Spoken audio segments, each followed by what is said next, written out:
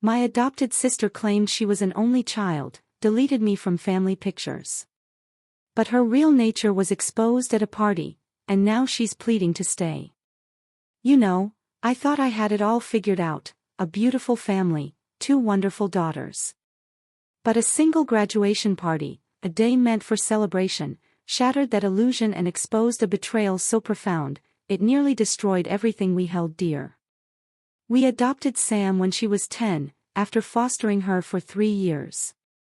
She seemed to adore our 7-year-old, Ella, and honestly, we thought our family was complete, perfect even. But as Sam entered high school, something shifted. Slowly, subtly, she began to erase Ella from her world. She started pretending Ella didn't even exist, proudly declaring herself an only child. She'd hide Ella's photos and transformed Ella's second bedroom, a space Ella loved, into a guest room for her friends, telling everyone it was for visiting students. It hurt, but we dismissed it as teenage angst, a phase. The small things started adding up, but we were so blind. Sam, then 15, would block doorways, holding up her hand, and tell Ella, "The adults are talking, go play somewhere else." Ella, our sweet, sensitive Ella, started to feel like a stray neighbor kid who had just wandered in. On social media, every family photo Sam posted. Modified. Every single one. She'd crop Ella out, meticulously deleting her from our vacations, our special moments. Her captions twisted the knife, "Only child life means all the attention," or, "So blessed my parents chose me and only me."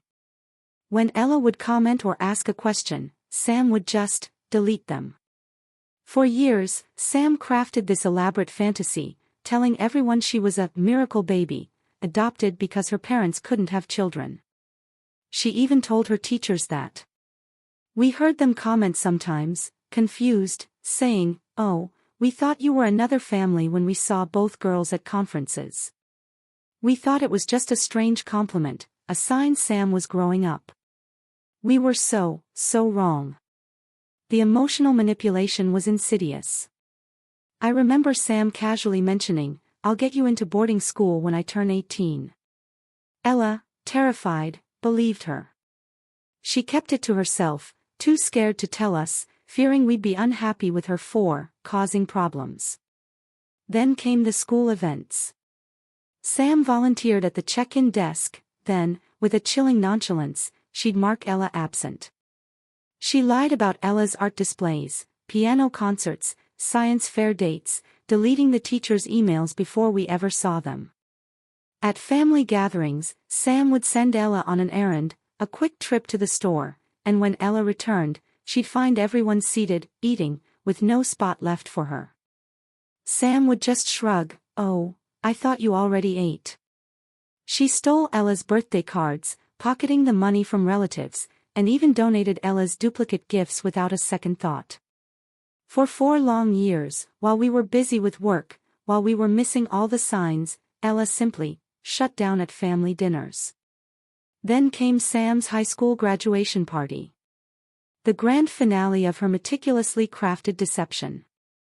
We invited everyone, extended family, friends, teachers. Sam had put together a slideshow, a highlight reel of her childhood. It was supposed to showcase her growth, her journey. But something was missing. Someone was missing. What Sam didn't know was that Mrs. Thompson, Ella's teacher, had grown suspicious. She'd been sending us letters, worried about Ella's struggles, and when we never replied, she started documenting everything. She even contacted my sister, who confirmed, yes, we had 2 girls. As Sam's slideshow played, Mrs. Thompson rose. The room went silent. She projected images Sam had carefully curated, Sam alone at birthday celebrations, Christmas mornings without Ella's presence, family vacations with obviously photoshopped images, people awkwardly removed. "Where's your other daughter in these pictures, Ella?" Mrs. Thompson asked, her voice cutting through the tension. Sam went white. "I have no sister," she mumbled. Suddenly, my sister, who had been sitting quietly, snatched up her phone. With a flick of her wrist, she airdropped the original photos to everyone in the room. You could hear the notifications pinging through the quiet. Sam's best friend, Caroline, screamed, a choked, disbelieving sound. That's when Ella walked in. She was carrying a package, seemingly insignificant, but I knew, everyone knew, it held something devastating. It hit the gift table with a thud that made everyone jump. And then, she tipped it over. Dozens of birthday cards, still in their envelopes, tumbled out first. My mother's handwriting, my sister's, all of them addressed to Ella. We'd never seen them. We'd never received them. Then, my mother's ancestral jewelry, a stunning necklace that had been passed down for generations, flashed as it fell across the table. Sam had worn that necklace to a family dinner 2 years ago, claiming we'd given it to her. The last thing out of the box was a school spiral notebook, well-worn, placed deliberately on top of the growing pile of evidence. Nobody moved. The slideshow behind Sam still showed her alone at the beach where both girls had built sandcastles together just years before. Mrs. Thompson cleared her throat. She approached the table, opened the notebook to a random page, and in a voice that shook with quiet fury, read her March email about Ella skipping an art event. My blood ran cold. I felt a crushing weight settle on me. She continued. 7 more emails, each one more worried than the last, asking why we weren't responding, if everything was okay at home. All erased. Gone. I started keeping notes, Mrs. Thompson said, her gaze firm, when I believed something was deeply wrong. Sam's face was a kaleidoscope of emotions, from stark white to a deep scarlet, like she was about to be violently ill. She retreated to the door, a phantom. Guests started flipping between Sam's perfect slideshow and my sister's raw, unedited photos on their phones. Cousins whispered, showing each other images, the stark comparison a silent accusation. Ella sat next to the pile of evidence, holding a teddy bear she'd bought that morning, looking so small, yet so incredibly brave. Caroline, Sam's best friend, sprang up so fast her chair tumbled over. She strode to Sam, her phone clutched in her hand. Her voice, thin and trembling, but loud enough for everyone to hear, sliced through the air. 3 years, Sam. 3 years of sleepovers, late-night talks, sharing everything. You told me you were an only child, that your parents adopted you after struggling with infertility. Caroline winced, then showed Sam a photo on her phone, one of both girls at Ella's 13th birthday party. How many more lies have you told, Sam? Was our entire friendship false? Sam had no answer. My husband stepped forward. His voice was flat, hard, as he stopped Sam from leaving. Stay. I stood trapped between my children, between the wreckage of their lives. But Ella, my sweet, quiet Ella, she wasn't small anymore. She stood taller than I'd ever seen her. Shoulders back, chin up. On the table, the stolen cards, the gifts, that journal of 4 years of unimaginable abuse. Sam had nowhere to hide. People started leaving in small groups, murmuring, their faces etched with shock and judgment. My husband watched Sam, letting them pass. Relatives looked at us, his eyes and mine, like we were terrible parents, completely oblivious. A distant aunt grabbed her luggage and left without a word. My sister picked up the notebook from the gift table and, with Mrs. Thompson, began gently flipping through the pages. Sam had collapsed onto the couch, knees to her chest, ignoring everyone. The notepad was thick, maybe 80 pages, filled with Ella's small, neat handwriting, with dates and times. My sister's voice cracked as she read entries aloud. Sam told my parents wouldn't attend my piano concert on March 15th. Put Grandma's birthday card in her backpack on April 3rd. Shut me out for supper on May 22nd and told everyone I'd eaten. Mrs. Thompson's voice broke as she read that last one. Boarding school threats, hidden photos, intercepted emails, missed school events. My younger daughter had chronicled her own erasure for 4 years because she was afraid to tell us. Afraid to tell us, I forced my legs to move, walking to Sam. It felt like someone else was controlling my body. I sat next to her on the couch and tried to sound normal, tried to ask her to explain. She just squeezed her knees tighter, muttering, "I didn't understand." I waited. I asked, "Help me understand, then tell me why." My husband opened a $50 birthday card, from his own mother, congratulating Ella for making the honor roll 2 years ago. Then another, from my aunt, with a gift card to Ella's favorite bookshop. Each card held money or gift cards, a personal note from a family member wanting to stay in touch with Ella. His hand started to shake. Mrs. Thompson, seeing his distress, gently placed a hand on my shoulder. He continued, card after card, from family members who must have thought we were keeping Ella away. From her purse, Mrs. Thompson pulled a business card, Grace Turner, family therapist, specializing in sibling conflict and adoption. "Call Grace immediately," she urged us. "She has helped other families through difficult times." After Mrs. Thompson and my sister left, we just sat there, in our living room, surrounded by the physical evidence of our failure. Birthday cards and gifts still lay scattered on the table.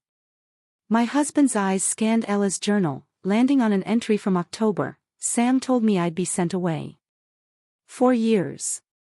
4 years of this. How do you even begin to comprehend this? How do you start that conversation?"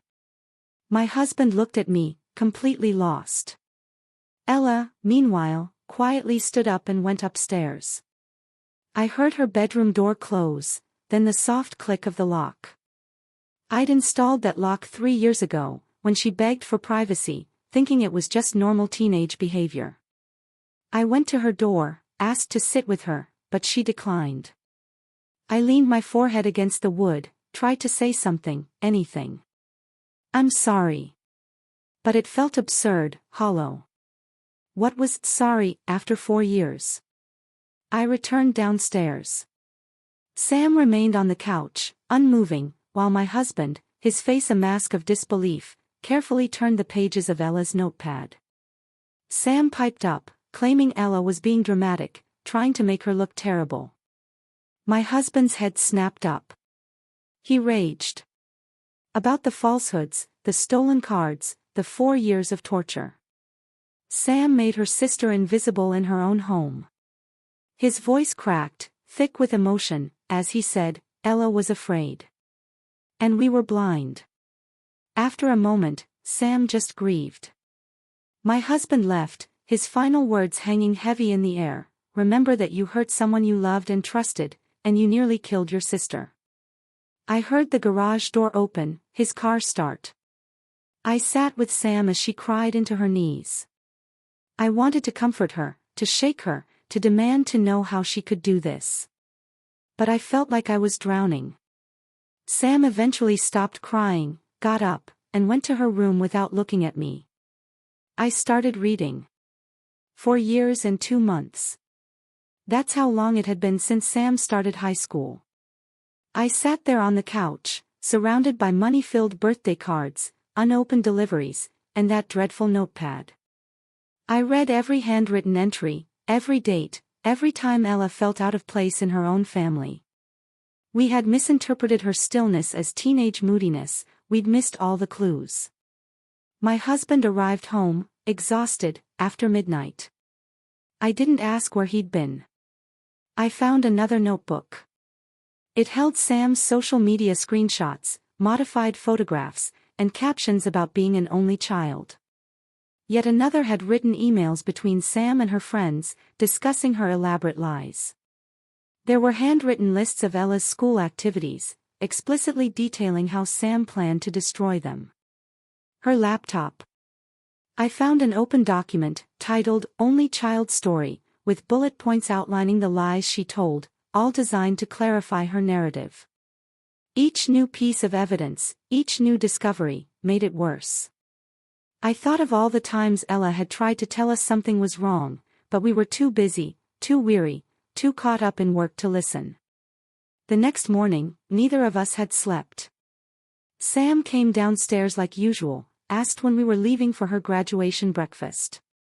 We'd planned a big brunch at her favorite restaurant with extended family. She asked, in her pajamas, in the kitchen, like last night hadn't even happened. My husband stared at her for a long moment before telling her there would be no brunch. He said he had 4 years of evidence and scores of witnesses. He forbade her from calling Ella a liar.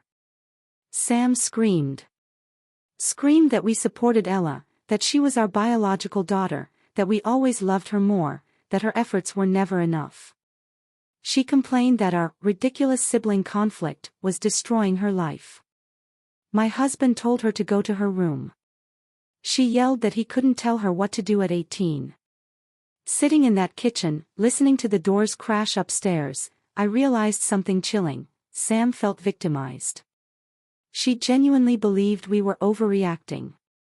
Nothing worried me more than that. I rushed upstairs to check on Ella. Her door was bolted. I knocked, called her name. No response. I banged again. My stomach dropped when I heard movement, a muffled sound from inside. Her breathing was quick, ragged, like she was fighting for air. I shouted her name, ran downstairs, and my husband and I called her from outside her door. She cried, "I can't breathe." My husband grabbed a screwdriver and frantically removed the lock. Ella was hyperventilating on her bed, knees drawn up, her lips blue. He sat across from her, holding her hand. When she could finally speak, she said, "I was terrified." Samantha, she said, had always warned her we would send her away at 18, and swore she'd convince us we only needed one daughter once she stopped pretending. She'd waited 4 years for us to tell her to go. "Are you sending me to boarding school?" she asked. It took an hour of gentle talking. Of sitting with her, for her to finally relax enough to trust us, to believe we wouldn't send her away. My husband called Mrs. Thompson for advice. She told us to take Ella to the doctor immediately, that this anxiety was too much. She gave us Ella's pediatrician's number and told us to call right when they opened, to say it was urgent. Ella sat in the waiting room that afternoon, staring at her hands, plucking at her nails. When the doctor called us back, she asked about Ella's mood. Ella, in a quiet voice, started talking about 4 years of threats, manipulation, and captivity. She admitted she hadn't slept soundly in 2 years, terrified that if she woke up, we'd take her to boarding school.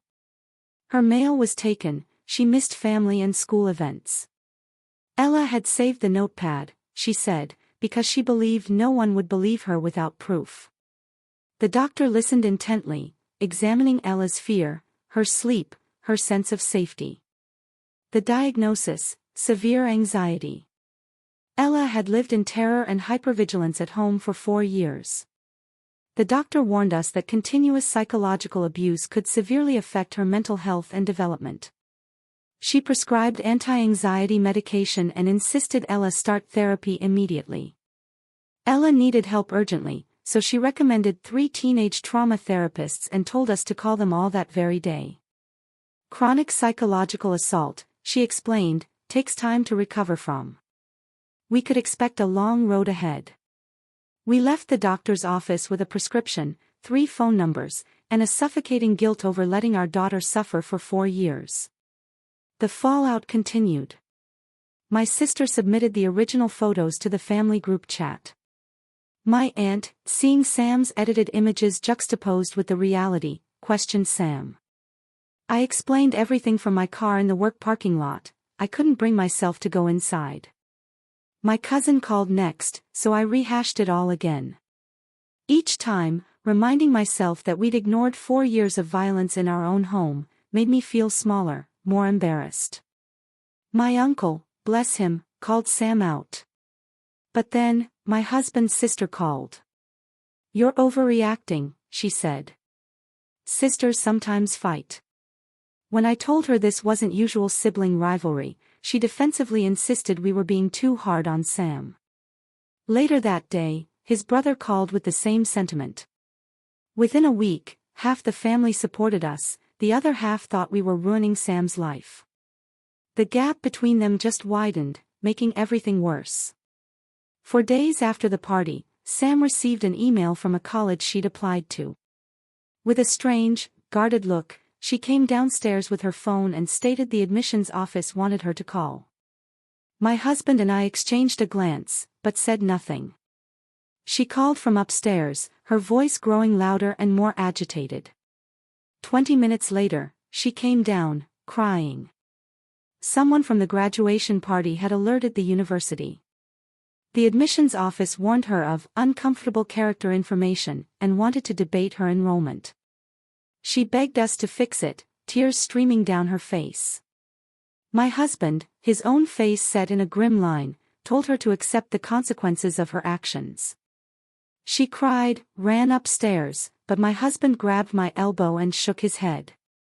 When Ella returned from my sister's house, we planned a family gathering for that night. The four of us sat in the living room, and within 5 minutes, we were shouting. Sam said Ella was lying, intentionally making things worse. Hearing my child cry in her room again hurt my chest, but I knew my husband was right. Ella, meanwhile, sat silently before playing a 6-month-old covert audio recording. Sam's voice was clear, cold, informing Ella that when she turned 18, she would convince us to send her to boarding school because we only needed one daughter. My husband asked for more recordings. Ella nodded, stating she'd stored many in a hidden folder, knowing no one would believe her without proof. Sam blanched white, staring at her own voice. Ella, for her part, refused to let Sam grab her phone. When asked what she wanted to say, Sam stared at the floor. She mumbled that she was sorry, but couldn't explain why. After Ella went to bed, my husband and I discussed future steps. For the first time in our marriage, we disagreed so profoundly on something so important. He wanted Sam to stay home for a year, to atone, to grow. I worried about her future, whether college would be a fresh start for her, a chance to heal everyone. He grew angry, accusing me of again putting Sam's comfort before Ella's safety. I angrily stated I was thinking of both children. We battled for nearly an hour, getting louder, more agitated. He reminded me of all the times I'd dismissed Sam's actions, saying he was too busy at work. We argued about our work schedules, how we'd failed as parents by focusing on our careers. He said we shouldn't have worked so hard when the girls needed us home. I maintained we both made that decision. We barely spoke before bed. Lying awake, I recognized this had profoundly damaged our marriage. We'd always worked together, but now, we were on opposite sides, trying to fix something we'd both ruined. The next morning, I took Ella to her first trauma-focused teen psychologist visit. Ella waited next to me, plucking her nails, not meeting my eyes. When the therapist called us back, she introduced herself, explaining the session. Ella let me stay and answered easy school and hobby questions. The compassionate therapist kept asking questions until Ella finally spoke up about home life. After 20 minutes, she revealed she felt invisible, in a state of continual panic in her family. The therapist listened, taking notes. Ella said she hadn't slept well in 2 years, always worried about Sam. Ella went to the waiting room, and the therapist wanted to talk to me alone. She told me Ella had been living in terror and would need twice-weekly sessions for 6 months just to regain her sense of safety and self-worth. I tried not to cry. Ella was strong, she would mend with support, but it would take time. 2 days later, Caroline, Sam's best friend, unexpectedly visited our house. She asked to speak to Sam, her face red, jaw tight. After I called Sam downstairs, they went to the front yard. Their argument raged so loudly that neighbors came out to watch. Caroline felt betrayed, used. She didn't know if she could forgive Sam because their entire friendship, she realized, was based on lies. Sam tried to say she just wanted to fit in, but Caroline interrupted her. Building a phony life and erasing your sister is enormous, Sam. After trusting Sam, sharing sensitive things, Caroline didn't know what was true and what was a lie anymore. Sam cried, stating she lied about having a sister in their bond. Caroline left, telling Sam to stop contacting her. Sam wailed in the yard, 3 neighbors watching from their porches. My husband dragged her inside, and she slammed her door upstairs. The next afternoon, Ella's school counselor, David Collins, called. He wanted to address her academic condition. He had a pile of documents on his desk. Ella's grades, he said, had dropped from straight A's to barely passing most subjects over the last 4 years. He showed us school activities, attendance figures. At least 15 events where Ella registered but was marked absent. He produced sign-in sheets from the school talent show, art exhibition, club meetings. Each had Ella's name, and a note, "Did not show up." My husband, confused, asked how that was possible since Ella was at school. Mr. Collins explained Ella was marked absent at the check-in desks before the events. After the graduation party, Mrs. Thompson had informed him that Sam had been offering to keep her sister out. Mr. Collins said Ella was smart, but severely hindered by her circumstances. He suggested longer exam times, class breaks for anxiety, and summer school to make up for missing opportunities. He urged her to refocus intellectually. I thanked him, and we agreed to meet again to create an accommodation plan. That night, a college admissions representative notified Sam they were delaying her character evaluation, citing context. My husband and I spent 2 hours at the kitchen table, writing a cryptic email. We wanted to be honest, but we didn't want to destroy her future. Sam, we wrote, had apologized, accepted responsibility, and though she'd always been a good student, she could improve. My husband reread it 3 times before submitting. The college might still reconsider, or reject her. Every choice felt wrong. 2 days later, my mother called. My sister had told her everything. She immediately launched into a baseless attack on our parenting. Sam behaved this way because you prioritized Ava, your biological child, she accused. I told her the opposite, but she ignored me, insisting we probably made Sam feel like an outsider. She claimed sibling rivalry was normal, and we were overreacting by involving therapists and universities. This infuriated me.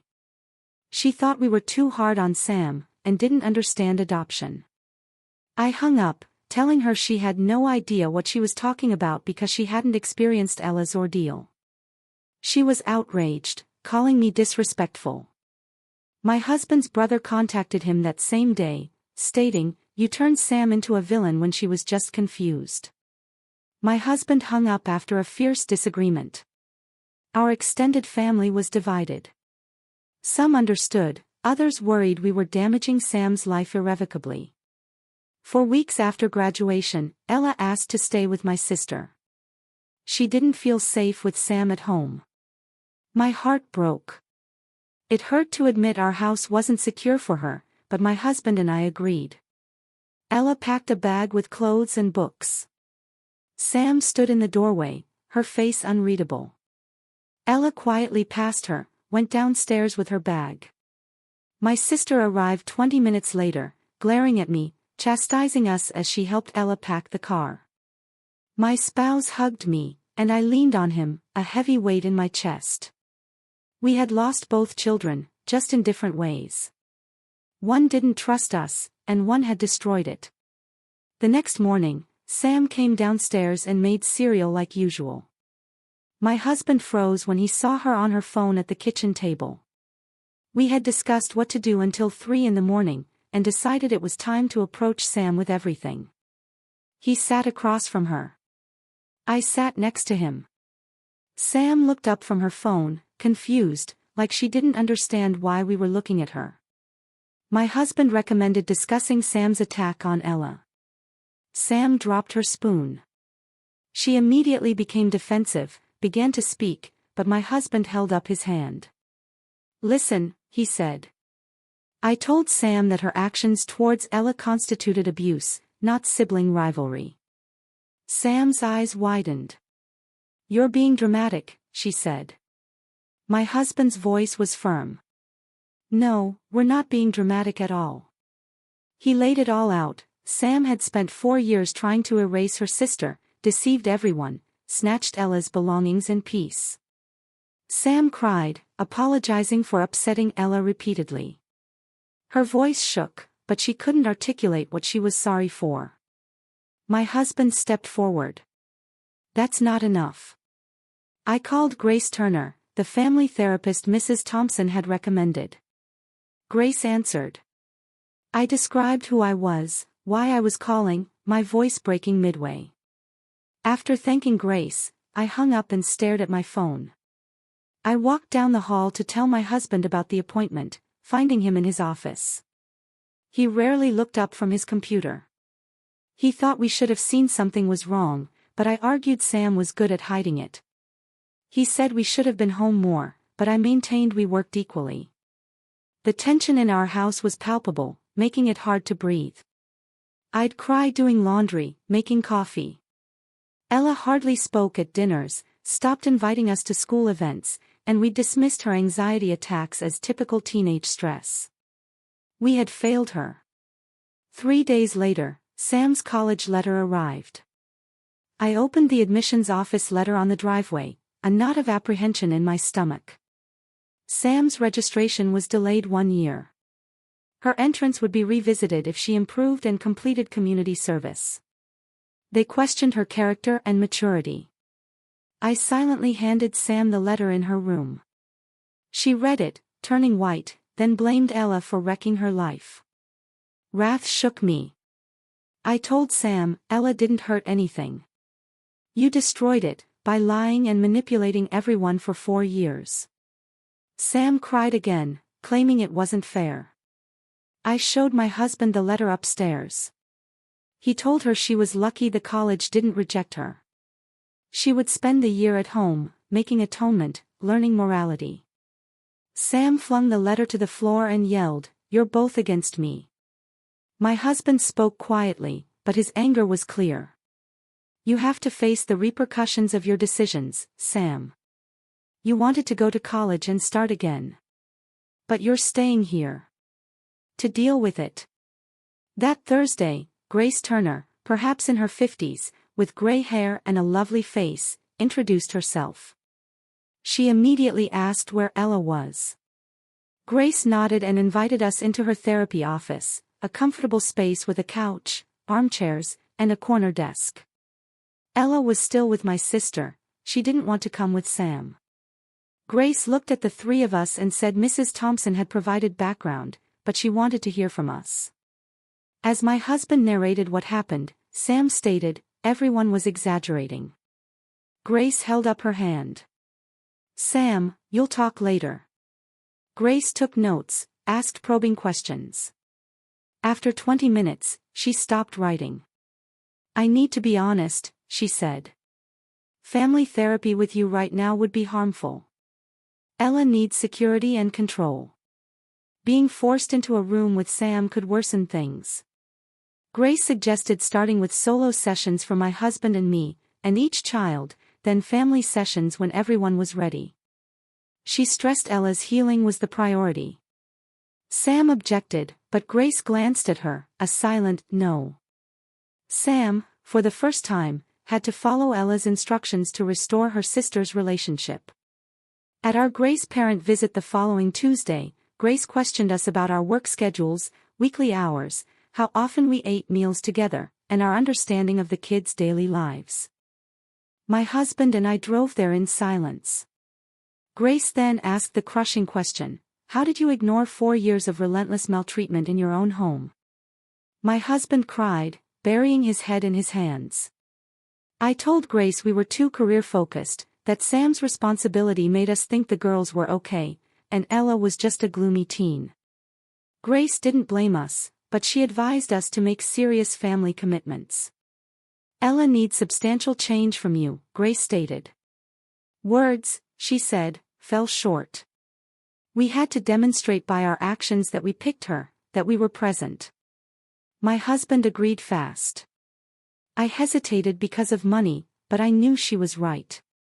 We agreed when Grace asked whether we knew Ella's trust restoration would take months, or even years, and if we faulted each other. My husband and I gazed at each other, and I acknowledged we fought regularly now. Grace said it was natural, but we should work through it together. Grace saw Sam alone the next day. My husband and I waited an hour in the lobby. After the session, Grace suggested we return without Sam. I was overwhelmed by how much therapy we all needed.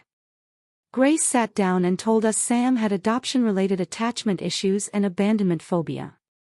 Adoptees, she explained, often feel uneasy in their homes. Ella's biological birth, she said, verified Sam's deepest fear, that we didn't need her. Therefore, Sam tried to terminate our love rivalry by making Ella disappear. Grace added that this doesn't condone Sam's behavior, but it explains the psychology behind it. Grace suggested Sam see Grace's husband, Lucas Turner, an adoption psychologist, for adoption trauma treatment. Grace stated she was still thinking about it. My husband asked Grace how long this empathy takes to develop. Grace said, maybe years. This was a difficult problem to solve. We left with solutions, but utterly overwhelmed. Ella saw Grace alone 2 days later. My sister drove her, waiting while they talked.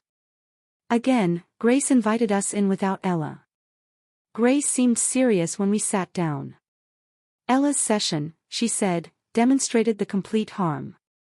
Ella dreamed of being sent away practically every night. Grace said Ella had long-term psychological scars and would take time to recover. From now on, she stressed, we prioritize Ella's safety before Sam's. We can't compel Ella to forgive or move on until she's ready. So, whenever there needs conflict, we pick Ella over Sam. My husband agreed immediately. I didn't want to abandon Sam, but Grace was right. She recognized my anxiety and offered couples counseling to help us balance Ella's recovery with supporting both girls. I called a couples therapist that week. My sister took Ella home for supervision that Saturday afternoon. Sam grumbled but didn't argue when my husband told her to stay in her room until Ella departed. He closed her door and came downstairs. Ella arrived, hesitantly. Okay, Ella said, when my husband asked about school and her classmates in the living room. We watched a light movie, and Ella even laughed at a joke on the couch. My sister smiled at me. Ella seemed calmer than she had in years, not guarding the door, not jumping at every sound. She was pleased, it seemed, to be in her home, despite the tension. After the movie, Ella brought a book from upstairs and peered at me from the door before asking to live with my sister permanently. I struggled to speak. Ella consented, and left with my sister. They drove away as my husband and I stood looking out the doorway. He hugged me, and I leaned on him. We stood motionless. Sam started working with Lucas Turner, Grace's husband, the week after. Lucas was younger than expected, with a kind, free grin when we visited his office in Grace's building. He explained that Sam had internalized the idea that adoption made her replaceable. Lucas said Sam wanted to make Ella invisible to decrease competition. Without Ella, Sam couldn't be replaced. Lucas labeled this a trauma response, rooted in concern about her family position. My husband inquired if Sam was culpable for her actions. Lucas stated intellectual awareness was just beginning, but emotional understanding would take longer. Trauma drove Sam to hurt her sister daily for 4 years, he stressed, but it didn't justify her actions. This explanation somewhat satisfied my husband, who had been struggling, wanting us to feel sorry for Sam but also furious about Ella. Grace and Lucas discussed both women and made recommendations for us. Lucas advised Sam to accept responsibility for her behavior and to work through her trauma.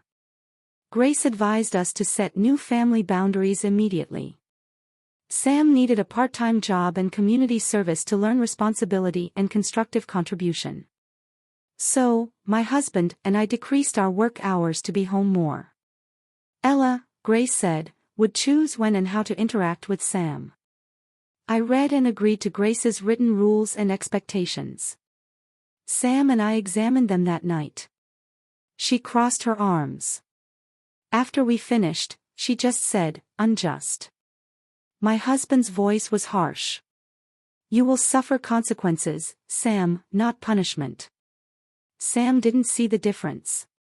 My husband told Sam she had to apologize and prove herself trustworthy after injuring her sister so deeply. Sam shouted again, saying everyone was making her a villain. "You shouldn't be surprised," he told her, his voice weary, "after 4 years of acting like a villain." Sam thought she was the victim, that Ella simply picked everything without her involvement. My husband told her that was the plan. Ella's needs came first now. Sam must accept that. The next morning, I received 17 text messages in the family group chat. "Adopted kids have trauma," one aunt wrote. "We should understand her fear." A cousin countered, "Trauma doesn't excuse years of maltreatment." Another aunt said Ella was dramatic, siblings fought often. My uncle called Sam manipulative and claimed we should have recognized the indications. Family fighting continued all day.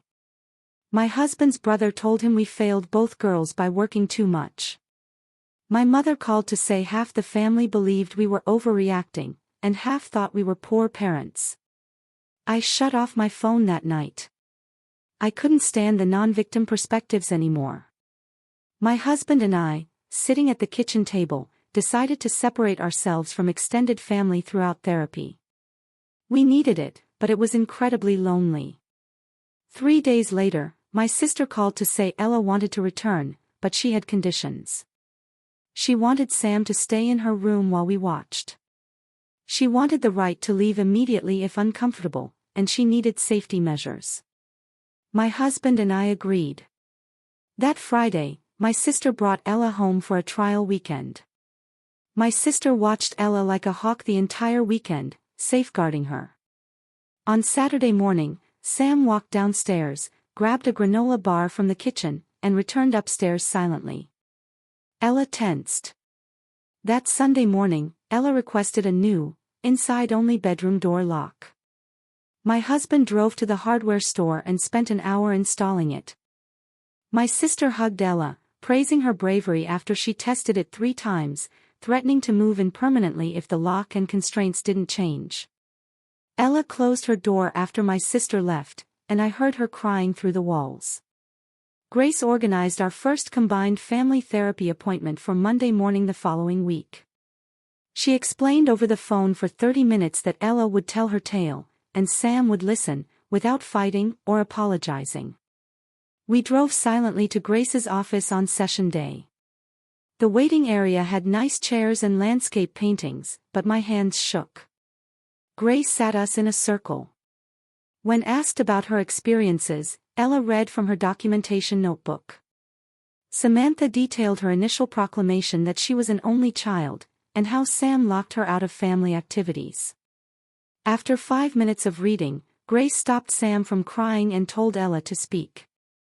Ella read for 20 minutes. And I sobbed, too. When Sam tried to suggest Ella was harmed, Grace pressed her to clarify. Grace stopped Sam from saying, "I didn't mean things to go that bad," stressing that she wasn't asking for justification. This 90-minute session was the worst hour and a half of my entire life. Sam collapsed against our car in the parking lot, weeping that everyone hated her, that her life was over. My husband and I waited there, wondering how to console Ella, while Rodrigo, Grace's assistant, left to talk to Sam alone. Ella looked ahead, saying nothing, while I held her hand. Through the windshield, I noticed Rodrigo and Sam talking quietly on the curb. After 15 minutes, my husband started crying. I realized I'd never seen him cry before. He felt he had failed his children in different ways. We drove home silently after Sam, red-eyed but no longer crying, was led to the car by Rodrigo. That night, my husband and I hugged in bed, emotionally weary, unsure of how to go on. 2 weeks later, Sam came home crying from her part-time job at a nearby restaurant, alleging the management was unfair and out for her. She said she did everything right, but was punished for unjustifiable things. My husband called the restaurant. He was told Sam was consistently late for her shifts, insulted customers, and blamed other servers for lost orders. Sam had ignored all warnings. After thanking her, my husband hung up and ordered Sam to work faster, telling her we'd cease supporting her victimhood. Sam argued, but my husband shouted, "Stop making excuses, and own your actions and attitude." Ella started summer school the following week to make up for missing opportunities. She picked creative writing and painting classes, 2 little classrooms with teachers who knew her situation. Her art teacher wrote home after the first week, saying Ella was bright and engaged. She participated gladly and did well. The creative writing teacher called to tell us Ella had written a beautiful personal essay and sought permission to put it in a contest. I consented, feeling a surge of delight watching Ella bloom with support. My heart ached that we hadn't witnessed her struggle earlier. For 4 years, we missed all the symptoms of her home anxiety holding her back, but seeing her grow now, it was undeniable. The next week, Sam made a breakthrough in therapy. Rodrigo questioned her whether she knew she was doing something wrong, trying to understand her motivation and fear. Sam was quiet for a while before answering, yes. She recognized it was dreadful but couldn't stop because she was afraid of losing us. She said we always imagined we would love Ella more since she was our biological child. She believed she could only protect her family by making Ella invisible. Sam sobbed and said she understood, but couldn't solve it. Rodrigo listened and explained how her nervousness eliminated competition and made us mistrust her honesty. Grace brought up restorative justice at our next therapy appointment. She told Sam to apologize to Ella meaningfully. Grace prepared in her office as we waited. Rodrigo informed her that comprehending was the first step, but mending it would take time.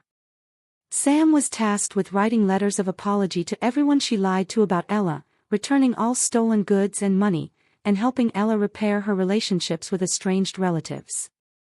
She sat, arms crossed, listening.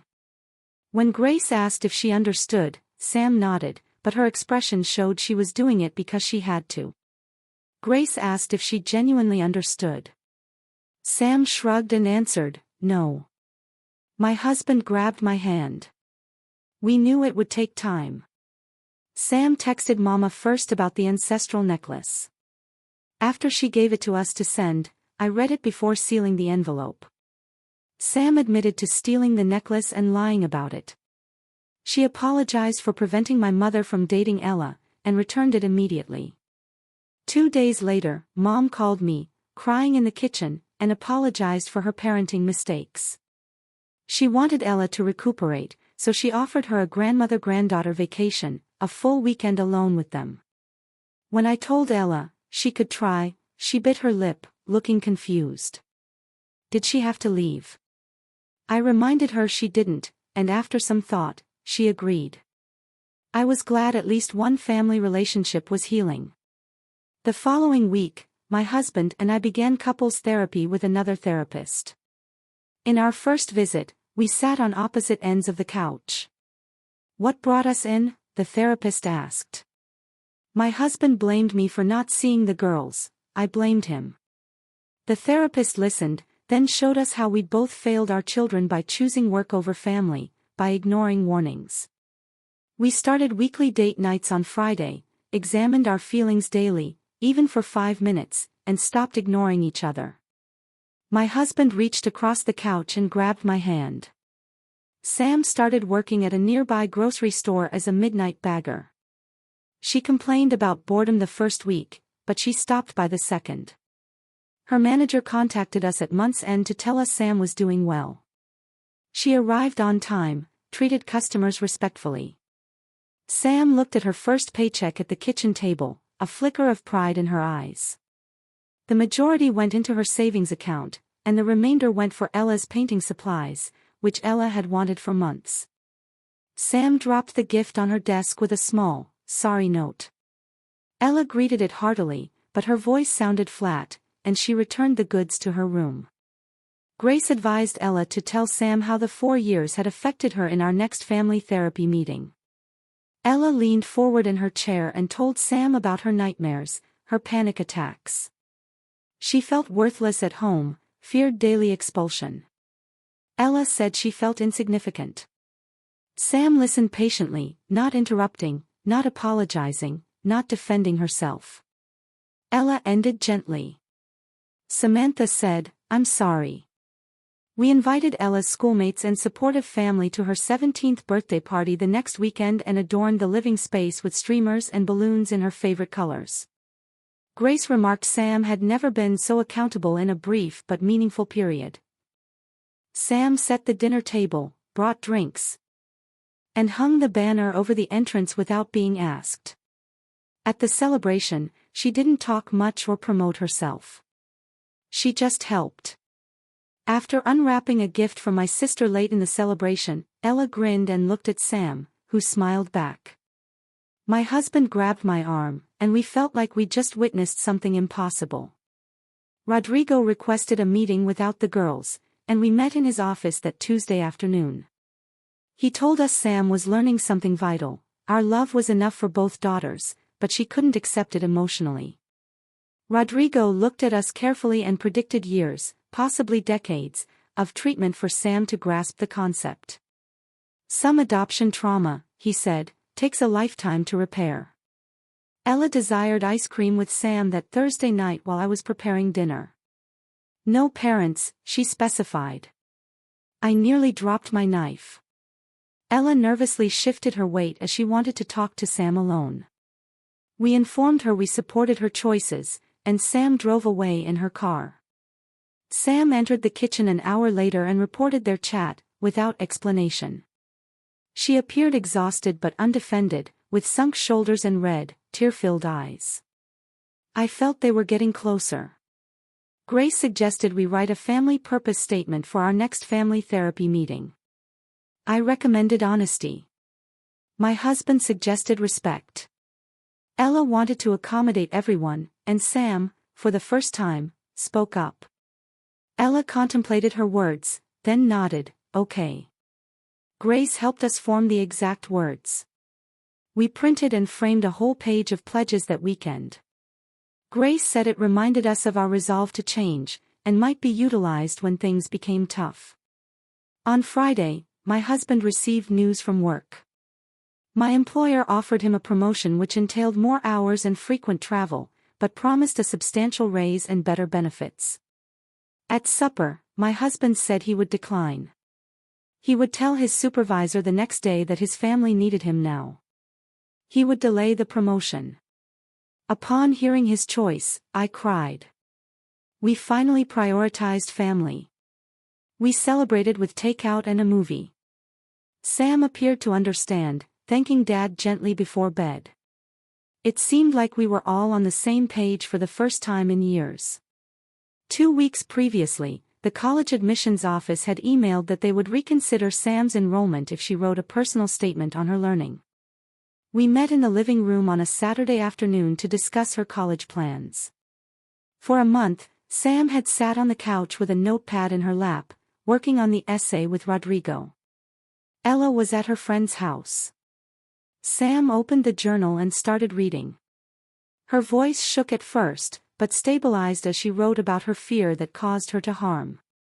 My husband and I stared at one another as she completed reading about her treatment, her community service that taught her accountability, and the times she hurt her sister. My husband nodded when I told Sam the essay was well written, showing true comprehension. Sam closed the notepad and inquired if the college would accept it. Ella smiled when she entered the kitchen where I was cooking on her first day of junior year, her knapsack over one shoulder. She left it by the stairs and excitedly told me she had joined the debate club and the school newspaper. Ella continued weekly treatment and managed her anxiety, which still created stiff shoulders and fast breathing when agitated. My husband pulled Ella's file at his office that Tuesday after Mr. Collins called me to review Ella's development 2 weeks into school. Ella's improvement shocked him. Her teacher stated she participated in class discussions and did well. She volunteered for Mental Health Awareness Week. Mr. Collins thought Ella's sympathies and experiences would make her a good psychologist. Sam, trembling, took her college letter from the mailbox in early October and brought it inside. She gazed at the mail in the kitchen before opening it. My husband and I waited, our hearts in our throats. She tore it open and read softly. Tearful, she looked up. She was accepted for spring semester re-enrollment and could start in January, with therapy. Sam agreed, carefully reviewing the rules. I'll do anything they want, she said. To celebrate, we got pizza that night. Sam watched Ella across the table, worried but excited. Ella looked at her, thought for a moment, and said, "All right." After dropping her pizza piece, she suggested they talk monthly if Sam wanted. Sam beamed. I observed as growing up as sisters became harder, but more authentic. In late October, my mother called to organize the first family gathering since graduation. I was frightened, but we tried. We went to my mother's house on Sunday afternoon with most of the extended family. Sam stayed nearby, and Ella, surprisingly, took my hand. My aunt arrived first. I noticed my mother having a serious conversation with Ella on the back porch after lunch. My uncle talked to Sam about her college plans and was glad she was trying to fix things. After returning inside, Ella's eyes were red, but she appeared lighter. My mother subsequently expressed regret for not being more engaged with Ella, claiming she'd judged our parenting too quickly without supporting her. Sam had multiple midday relatives visiting her. Some family members still stayed away. People tried, but some issues were hard to overcome. It looked like progress. Our therapy appointment the following week was odd. Grace placed us in a circle and asked us to share one lesson from everything that happened. Ella said she learned to speak and set limits, since silence had nearly destroyed her. Sam spoke next, her voice a whisper. Fear and insecurity can injure your loved ones. She understood now. She had tried to reduce the rivalry to avoid losing us. Healthy families, she realized, didn't fight for affection. I came last. I said our family was stronger than I expected, even broken. My husband confessed he had spent years chasing promotions and higher pay, disregarding his family. He discovered his girls valued his care over money. Grace nodded. Those insights, she stated, showed growth. But remember, knowing isn't healing. We still have work to do. Sam gave me papers mid-November and requested me to read a 6-page letter to Ella. It detailed how she had wounded Ella by deleting the art exhibit email, stealing the heritage necklace, and locking her outside at the family reunion. Sam wrote about each situation, what she would have done differently, acknowledging the pain and the choice of each action. She signed off by saying she understood if Ella never forgave her. She wrote this not to ask for forgiveness, but because Ella deserved to know someone remembered and acknowledged her wrong. Ella found the note on her desk before bed and returned downstairs with red eyes an hour later, so we knew it meant something to her. Sarah returned the letter upstairs and put it in her nightstand drawer.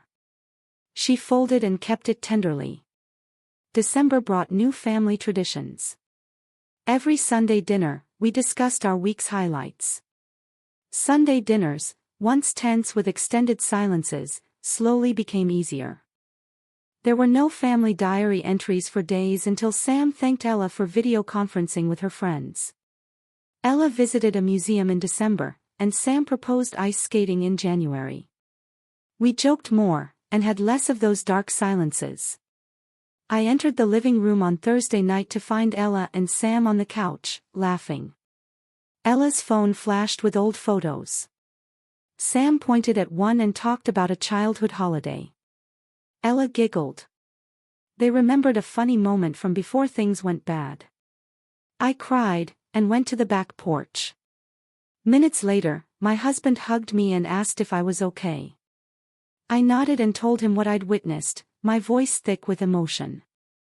We stood together, knowing we were experiencing something unexpected, something miraculous, our girls reconnecting. Our last family therapy visit came 4 months after the graduation party. Grace sat across from us with her notes, praising our work and identifying changes. Sam taking responsibility, Ella speaking out, and my husband and I being more present.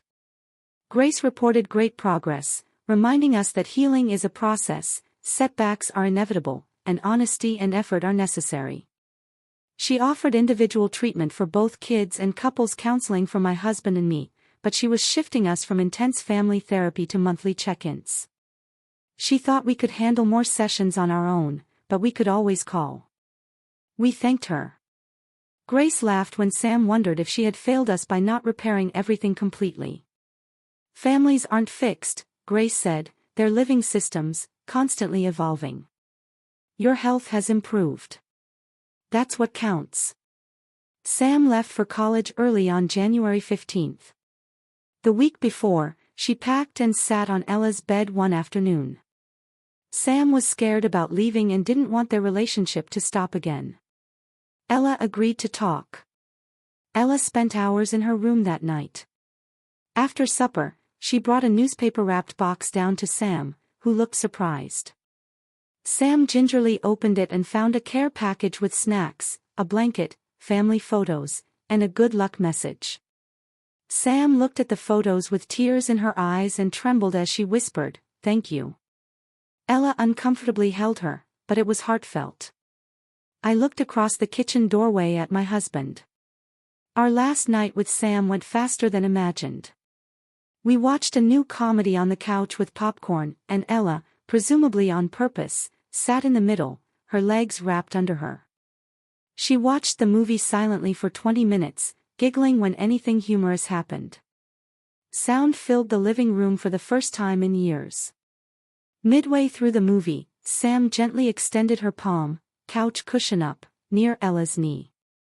Ella looked down, paused, before tentatively linking her fingers with Sam's. The girls stayed that way throughout the film. I saw my husband crying when I peeked over their heads. He nodded. We didn't need to discuss it. We left early on Saturday morning for Sam's college, 4 hours away. Ella rode with me while Sam sat in the back with boxes and bags. My husband drove, playing music without complaint.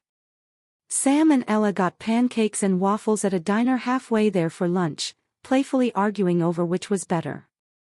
The elevator was broken, so we lugged everything up 3 flights of steps to Sam's modest room with 2 beds, 2 desks, and a quad-view window. We unpacked on the window bed, as her roommate hadn't arrived yet. Ella strung string lights over the bed as Sam organized her desk. My husband built a little bookcase we bought. Sam chose the bedding I used to make the bed. Her parents and roommate, Jessie, arrived an hour later. After asking Ella if she was Sam's sister, Sam quickly threw her arm around Ella's shoulders and replied, "Yes, this is my little sister, Ella." Ella smiled brightly at Sam. I looked away and adjusted the drapes as tears fell again. That first month without Sam was strange at home. Her room was quiet, but she maintained her promise to video call Ella every Tuesday and Friday at 7 o'clock. I heard Ella's giggling. Sam remembered previous conversations and asked Ella about her day, her feelings, and her plans. Ella told her about school and play audition preparation. Week 3 brought Ella Sam's college sweater, some cookies, and a note reading, "Thinking of you." She wore it to school the next day. Sam posted 3 loving emoticons on her photo. My husband and I were hopeful. Ella's therapist scheduled an October parent meeting and opened Ella's file on her desk across from us in her office. Their new relationship was cautious, but honest, and blossoming. Ella reported a significant decline in anxiety over the past 3 months, as well as better sleep, eating, and socializing. The therapist remarked that Ella was gaining trust and believing she deserved space in her family. Ella had spent years being invisible. According to the therapist, play acting involves conscious visibility, a big step. We drove home and called Ella that night. She was scared, but wanted to try. We pushed her to audition, offering to attend every show if she was cast. She practiced her monologue in the living room while we watched.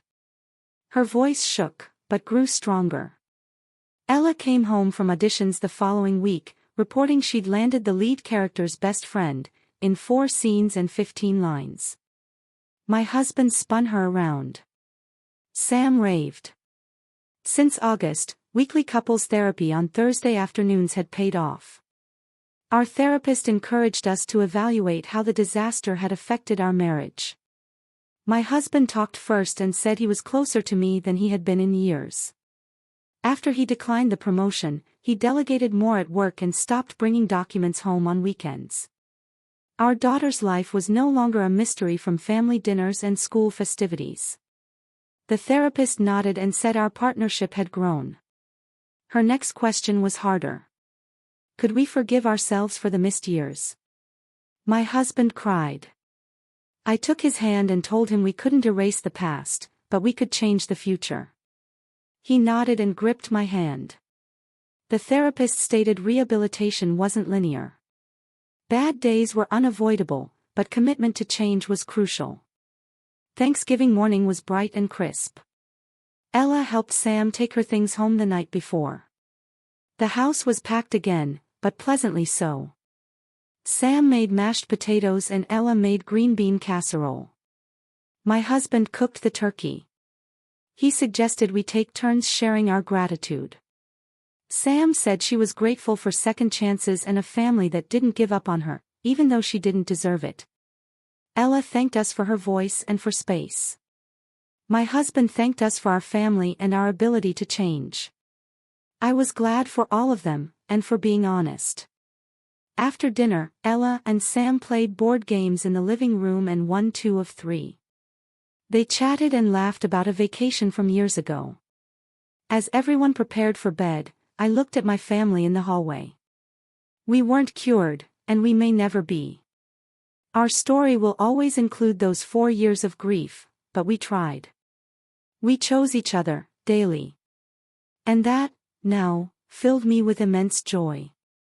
What would you have done in our place? Have you ever faced something so deeply hidden within your own family? Tell me what you think in the comments, I really want to know.